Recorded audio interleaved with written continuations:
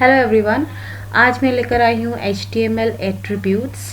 HTML attributes में क्या होता है, सारे HTML एलिमेंट्स जो है उन सबके एट्रीब्यूट्स होते हैं। Okay, attributes provide additional information about elements के बारे में एट्रीब्यूट्स जो है ये क्या प्रोवाइड करता है, एडिशनल इन्फॉर्मेशन। ठीक है, हम एग्जाम्पल में देखेंगे किस तरीके से ये एडिशनल इन्फॉर्मेशन प्रोवाइड करता है एलिमेंट्स के लिए। And attributes are always specified in the start tag. ठीक है, स्टार्ट जो टैग है उसके साथ स्पेसिफाइड किया जाता है।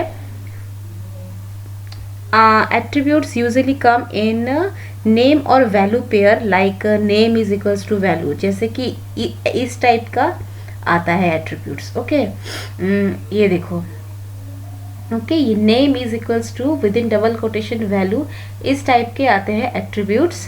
ठीक है, और इनकी जो एट्रीब्यूट्स की है, हर एक एट्रीब्यूट्स की वैल्यूज होती है।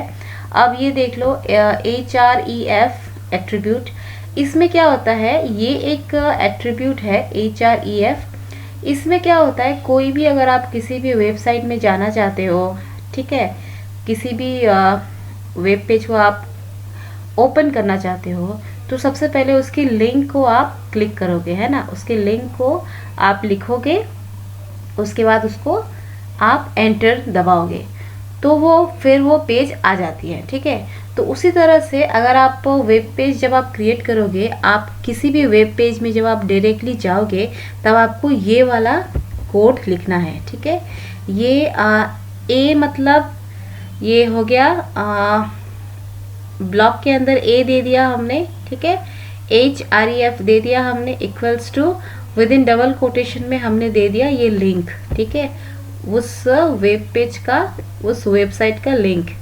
ठीक है, उसके बाद ब्लॉक के बाहर हम लिखेंगे विजिट इन्फोटेक टी, मतलब इसका नाम, लिंक का नाम है विजिट इन्फोटेक टी। जब आप इसमें क्लिक करोगे तब आ जाएगा वो पेज। ठीक है, तो उस लिंक को आप क्रिएट करने के लिए आपको ये वाला प्रोग्राम, ये वाला कोडिंग आपको लिखना है। ठीक है, उसके बाद हो गया है src एट्रीब्यूट। चलिए इसका एक एग्जाम्पल दिखाती हूँ मैं। ओके, एक एग्जाम्पल दिखाती हूँ। ये वाला एक दूसरा एग्जाम्पल है। यहाँ हम पहला एक मेरा ऑनलाइन स्टोर का एक वेब पेज मैंने बनाया था, उसको ओपन करते हैं। ये देखो, ये मेरा वेब पेज है। हमें अब यहाँ नीचे में एक लिंक चाहिए जिससे हम फेसबुक में जा सकते हैं। ठीक है, फेसबुक में हम जाते हैं। ठीक है, फेसबुक में मेरा इन्फोटेक टी का एक पेज है, उस पेज को हम डिस्प्ले करेंगे। तो कैसे करेंगे, यहाँ हमें एक लिंक चाहिए। ओके, तो चलिए क्रिएट करते हैं एक लिंक। इसको करते हैं मिनिमाइज और फिर हम इसको क्लिक करेंगे, इसको लेफ्ट बटन क्लिक करेंगे, ओपन विथ नोटपैड। ठीक है, इसका कोडिंग निकालेंगे। तो ये है इसका कोडिंग। हमें नीचे चाहिए ना एक लिंक क्रिएट करना है, तो हम क्या करेंगे, इसी लिंक को हम लिख देंगे यहाँ पर। ओके, तो ये रहा है ना। तो हमें एक लिंक क्रिएट करना है, हमें फेसबुक में जाने के लिए, अपने इन्फोटेक टी पेज में जाने के लिए। इसको मैंने कॉपी कर दिया है और यहाँ पे सबसे नीचे मैंने लिख दिया है।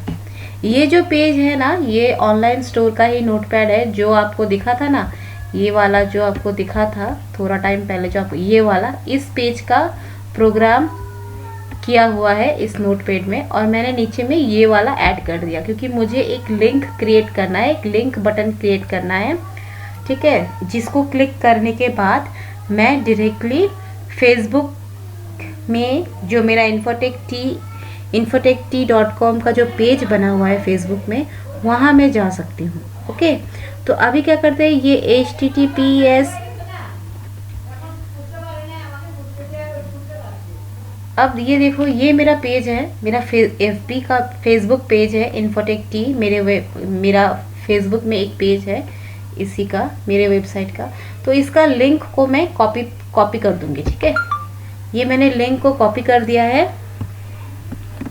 ठीक है, कॉपी करने के बाद अभी मैं जाऊंगी नोटपैड में, क्योंकि मुझे यहाँ अपने फेसबुक का लिंक लिखना है ना। तो ये HTTPS, ये www. ये तो एक जैसा रहेगा, मुझे बस यहाँ पर ऐड करना है। ठीक है, अपना फेसबुक का, ओके सॉरी, ठीक है, मुझे इस डबल कोटेशन के अंदर में अपने पेज FB पेज का लिंक मुझे पेस्ट करना है। तो इसको मैं कॉपी कर दूंगी, इसको मैं डिलीट कर दूंगी, नहीं इसको मैं डिलीट करूंगी, उसके बाद जो मैंने कॉपी किया था उसको मैं लिखूंगी। ये देखो मैंने लिख लिया। ठीक है, अभी यहाँ मैं क्या करूंगी, visit my FACEBOOK Facebook PAGE page. ठीक है, infotechtea.com। ठीक है, ये मेरा FB पेज है। तो हो चुका है, अभी मैं इसको सेव करूँगी।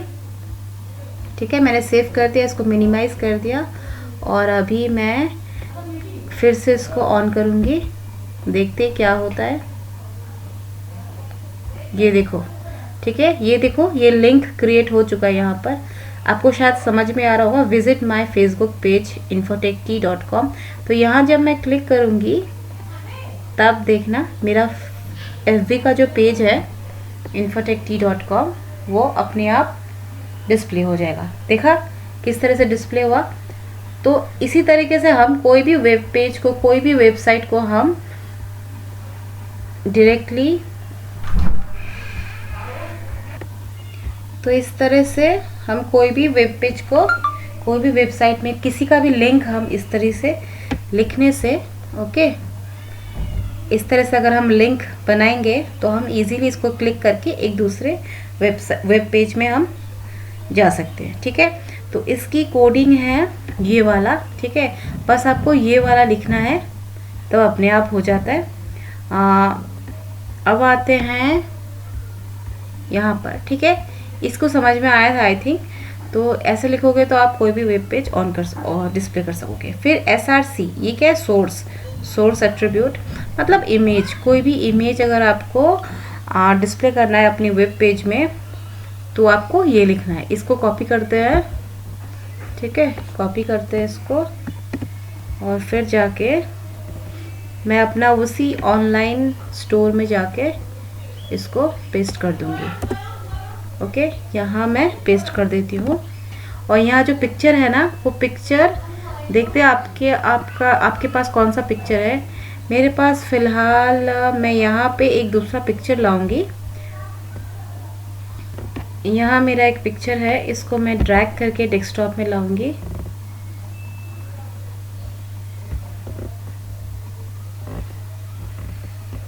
इसको ड्रैग करके डेस्कटॉप में लाती हूँ। ओके, एक इस पिक्चर को मैं लाई डेस्कटॉप में। अभी इसी FB वाला जो पिक्चर है ना, इसको मैं अपने वेब पेज में डालूंगी। सबसे पहले इसका नाम मैं चेंज कर देती हूँ। इसका नाम मैं डालती हूँ FB PAGE पेज। ओके, तो ये जो है ये कौन सा है देखते हैं, JPG में है या PNG में है। ये है JPG में, तो ठीक है। अभी इसको, मेरा पिक्चर का नाम क्या है, FB पेज है ना, FB PAGE पेज, और ऑलरेडी JPG में है। तो देखना अभी कैसा होता है, अब आपको समझ में आएगा। सेव करते हैं। ओके, और अपना ये पेज ओपन करते हैं और इसको रिफ़्रेश करते हैं। अब देखा ये आ चुका है, ये जो है पिक्चर आ चुका है और इसके साइड में ये लिंक भी दिया हुआ है। ठीक है, इसको हम छोटा भी कर सकते हैं। ठीक है, इसको हम छोटा भी कर सकते हैं, इस वेब पेज को, इस पिक्चर को हम छोटा कर सकते हैं। अब छोटा करने के लिए क्या चाहिए, इसका विड्थ और हाइट को हम चेंज करेंगे। ये देखो, विड्थ एंड हाइट एट्रीब्यूट्स। ये जो पिक्चर हमने दिया है इसके साइड में हमें विड्थ हम अपने पसंद से लिख देंगे कोई भी वैल्यू, और हाइट भी हाइट का वैल्यू भी अपने पसंद से लिख देंगे, ठीक है। तो चलिए इसको देख के हम भी अपना जो पिक्चर है इसकी हाइट और विड्थ को चेंज करते हैं। छोटा होगा क्योंकि मेरे वेब पेज के हिसाब से ये छोटा होना है। तो सबसे पहले इसको कॉपी करते हैं। ओके, कॉपी करते हैं इसको सबसे पहले, और उसके बाद हम इसको पेस्ट कर देते हैं। विड्थ और हाइट मैं इसका रखती हूँ 50, इसका रखती हूँ 60। ओके, देखते हैं कितना बड़ा कितना छोटा होता है, देखते हैं पहले। ये देखो, देखा, हम 50-50 कर देते हैं तो अच्छा दिखेगा, है ना। इसको भी 50-50 दोनों 50-50 कर दिया है। बस अभी अच्छा दिख रहा है ना। ये फेसबुक पेज का लिंक है और साइड में फेसबुक का पिक्चर भी दिया हुआ है। अभी आपको शायद समझ में आ रहा होगा। उसके बाद हम आते हैं ALT एट्रीब्यूट, ठीक है। ALT एट्रीब्यूट में क्या होता है, पिक्चर ऑफ अ माउंटेन दिया हुआ है, मैं देती हूँ picture of FB page, FB page, ठीक है। अभी हम देखते हैं करके, आप समझेंगे कि क्या होता है।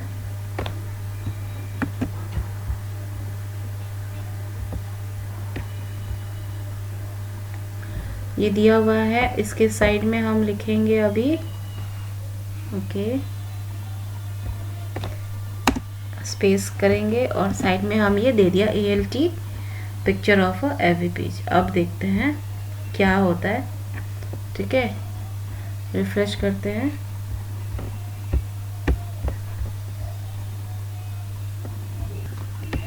यहाँ हम इसको चलो कॉपी कर देते हैं, ठीक है।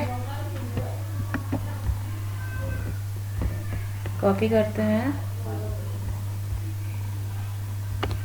एंटर, ये दे दिया मैंने। इस पेज का नाम FB पेज है तो FB पेज दे देते हैं।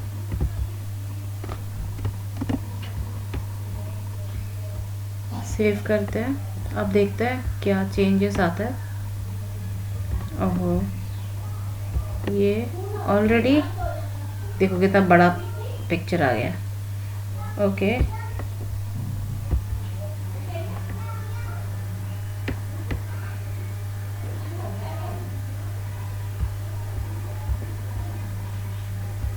इसको हम एक्चुअली अल्टर करेंगे, ठीक है।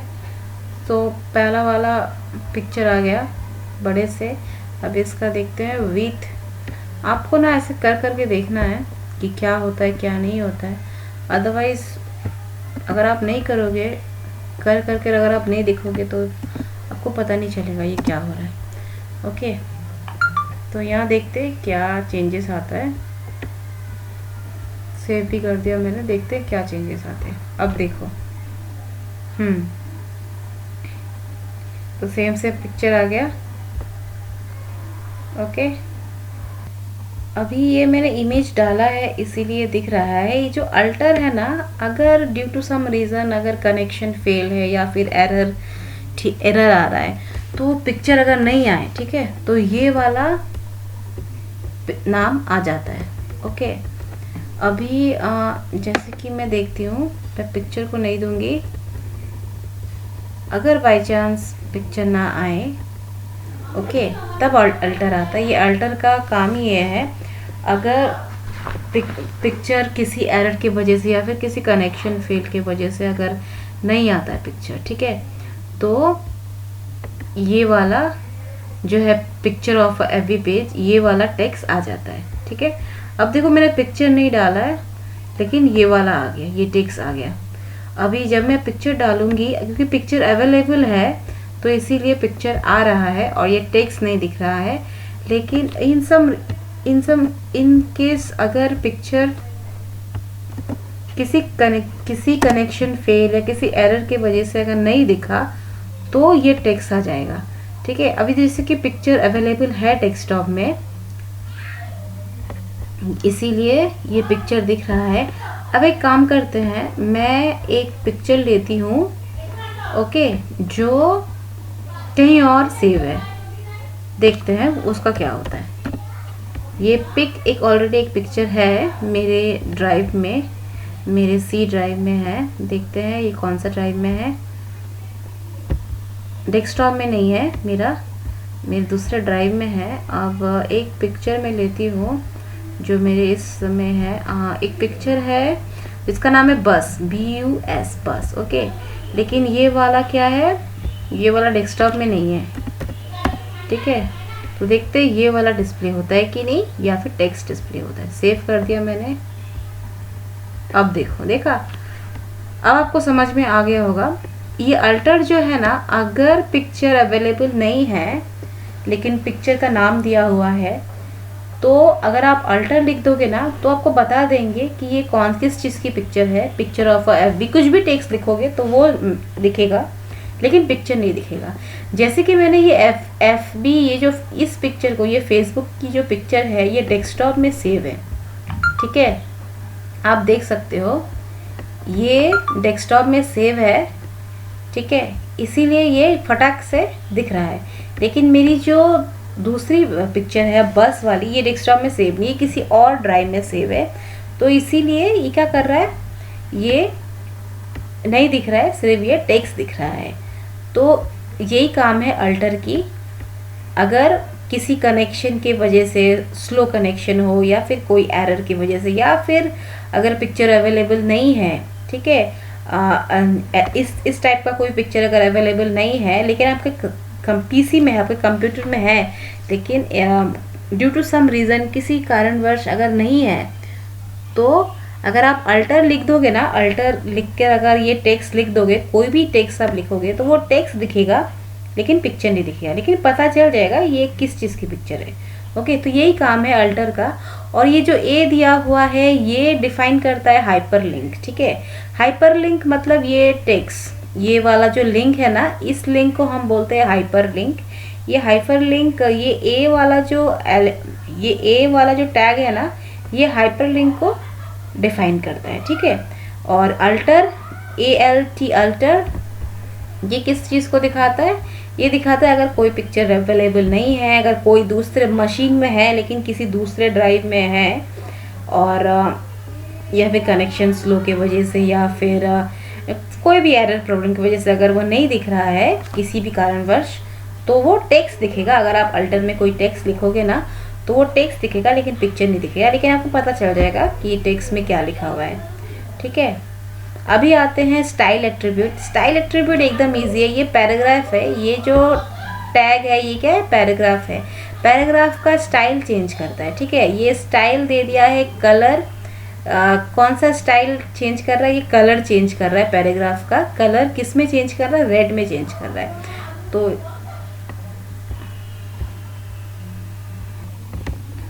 इसको मैं कॉपी कर लेते हैं, कॉपी नहीं, मेरा पैराग्राफ ऑलरेडी लिखा हुआ है ना, मेरा पैराग्राफ ऑलरेडी है। तो इस पैराग्राफ को मैं क्या करूँगी, इसकी कलर चेंज कर देते हैं, ठीक है।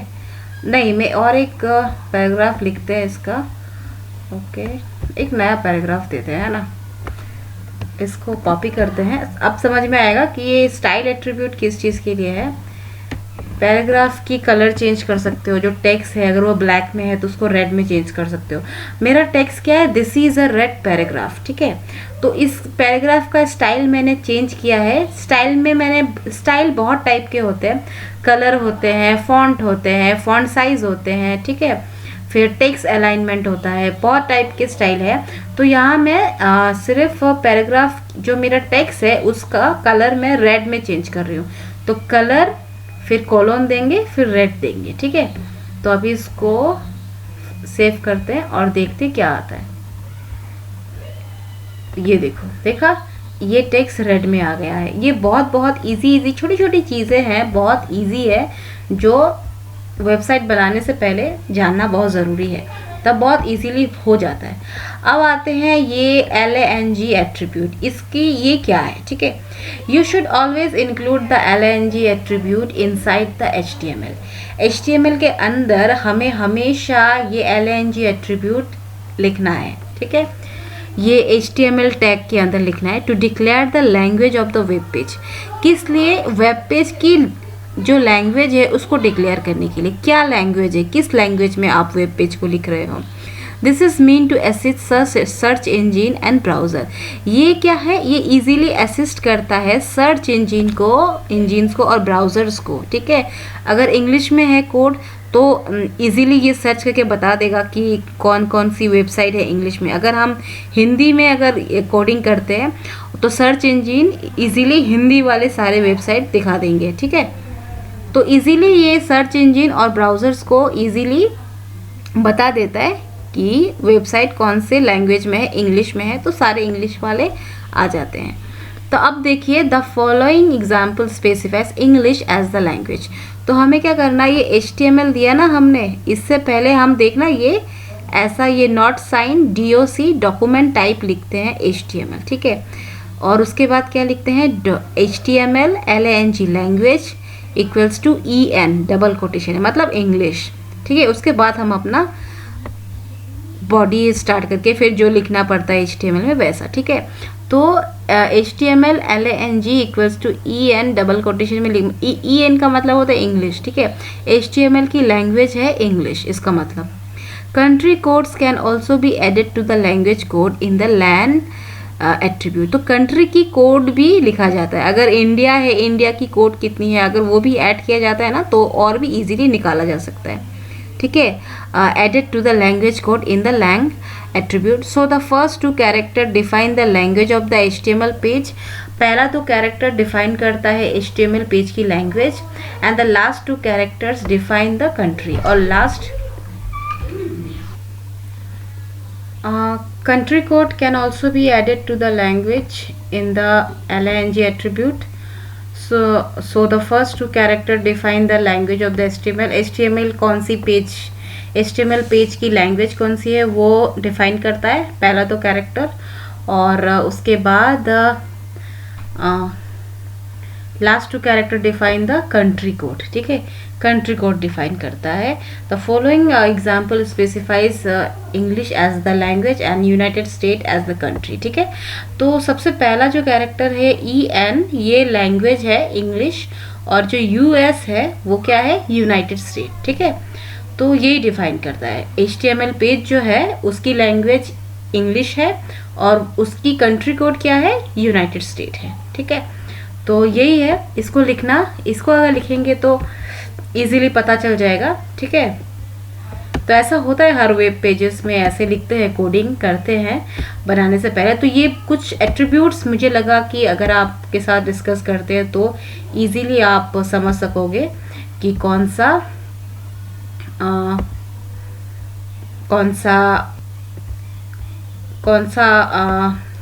आपके वेब पेज में लगेगा, कौन सा नहीं लगेगा। बहुत ही इजी सारे के सारे हैं। और सबसे पहले तो ये जो HREF है, एट्रीब्यूट है, ये जो टैग के अंदर जो हमने लिखा है ये हाइपरलिंक के लिए है। SRC जो है ये सोर्स है, मतलब पिक्चर है उसकी सोर्स एट्रीब्यूट है, ठीक है। पिक्चर का नाम इमेज SRC मतलब सोर्स, इसका नाम लिखेंगे विद इन डबल कोटेशन है। फिर नेक्स्ट है विथ एंड हाइट, जो आपकी इमेज है उसकी विथ और हाइट आप चेंज कर सकते हो, ठीक है। उसके बाद हो गया ALT, अल्टर जो है ALT एट्रीब्यूट, वो क्या है, अगर 22 इनकेस अगर पिक्चर नहीं दिखे, है ना, कुछ भी रीज़न के लिए अगर पिक्चर नहीं दिखे तो अगर आप ALT इक्वल्स टू पिक्चर के बारे में अगर लिख दोगे तो इजीली यूज़र को पता चल जाता है ये पिक्चर किस पर है, ठीक है, ये पिक्चर कौन सी है। तो इजीली ये हेल्पफुल होता है यूज़र के लिए।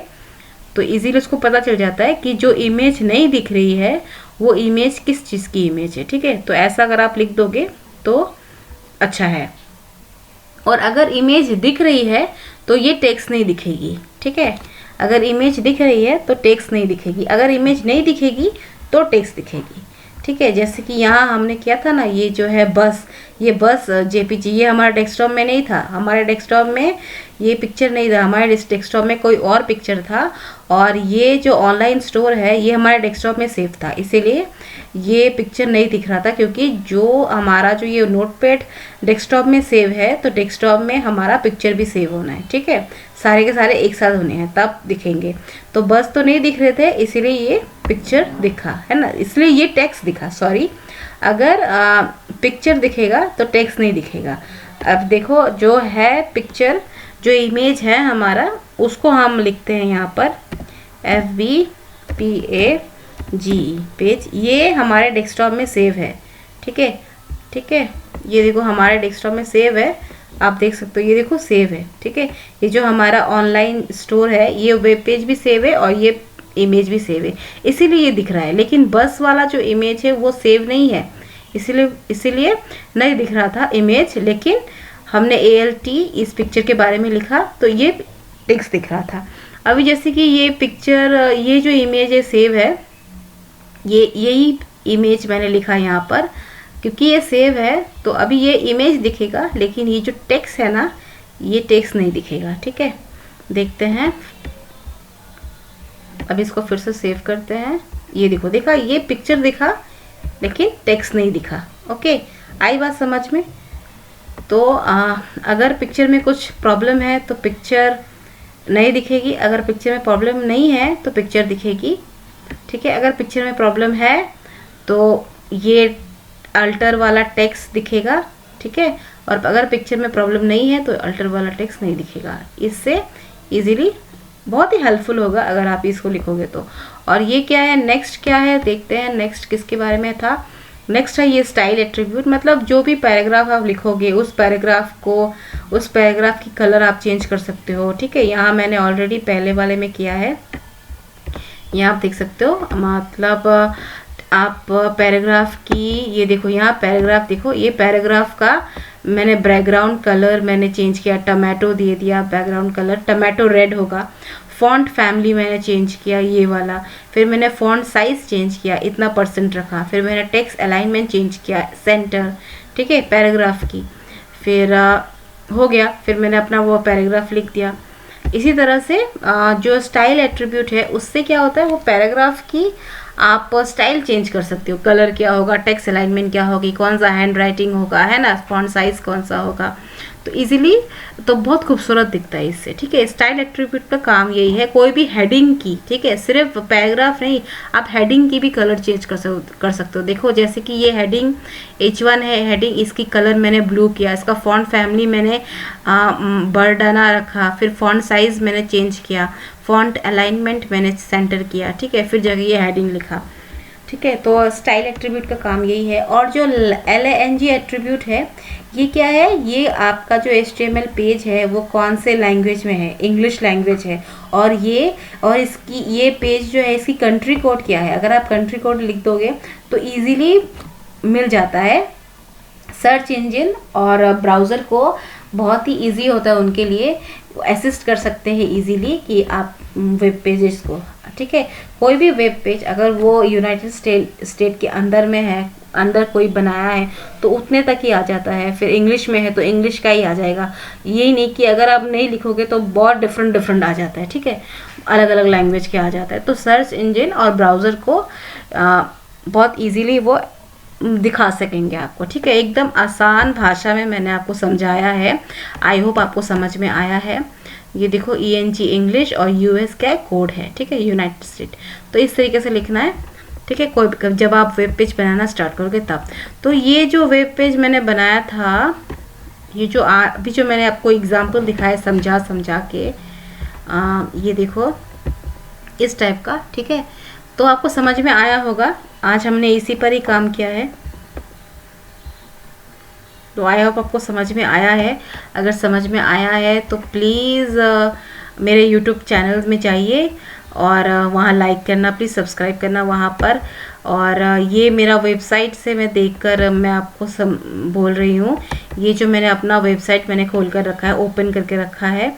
और मेरे FB जो पेज है इसमें भी आप जाके सब वीडियोस आप देख सकते हो, लाइक करना, प्लीज़, और सब्सक्राइब करना, लाइक करना, कमेंट करना, ठीक है। ये देखो ये मेरा FB का पेज है। तो आई होप आपको समझ में आया होगा।